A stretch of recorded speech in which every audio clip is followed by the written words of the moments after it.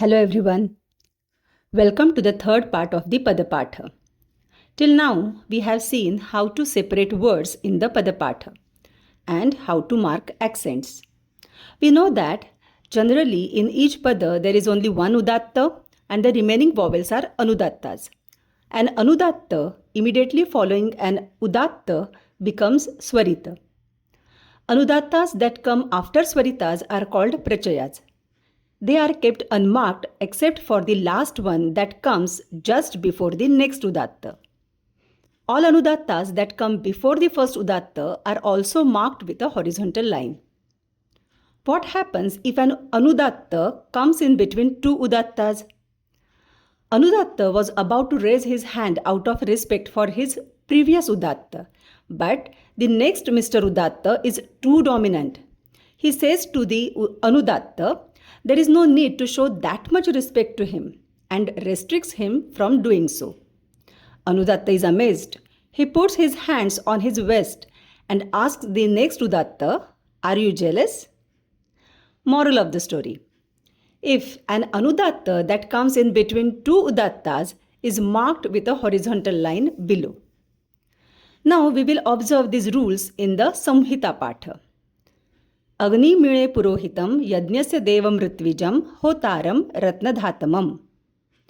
In this ruk, the following vowels are udattas. E in agnim, O in purohitam, A in dnya, A in devam, E in tvi, O in hotaram, A in ratnadhatamam. Except for these udattas, all the remaining vowels are originally anudattas. An anudatta that comes after an udatta becomes swarita. One might think that A in re and A in r are also udattas, but they are not. Can you see why? You might have guessed that. Yes, because they are prachayas.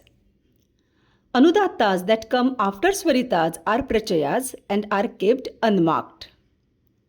Vowel ru in mru comes in between two udattas, so it does not become swarita.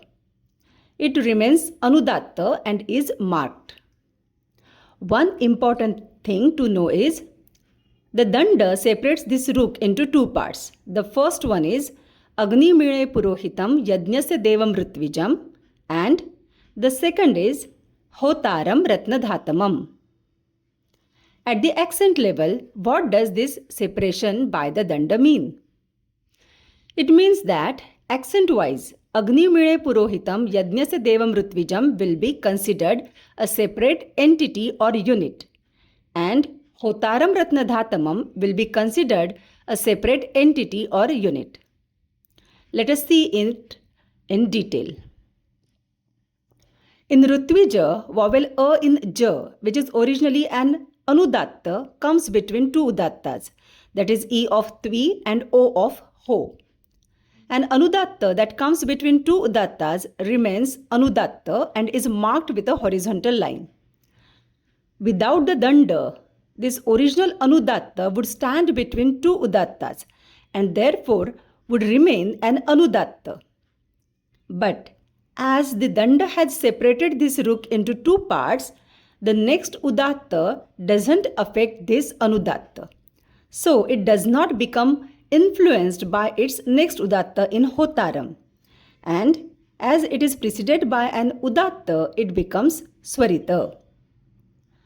Some of you might be confused about the ma in ritwijam and may wonder, how does ja come between tvi and ho?